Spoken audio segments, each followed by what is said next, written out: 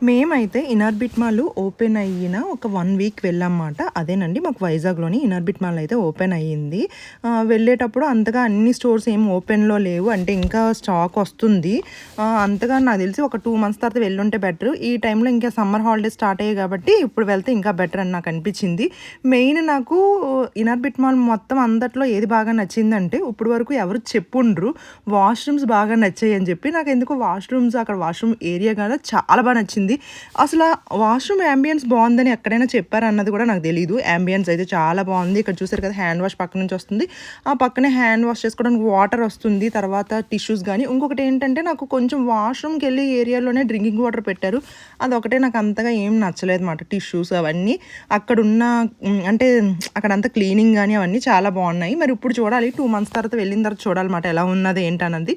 అప్పుడే ఓపెన్ అయింది కాబట్టి పర్వాలేదు బానే ఉంది. మీరు ఇన్నర్ బిట్ మాల్‌కి ఎళ్లారా లేదన్నది కామెంట్ చేసేయండి.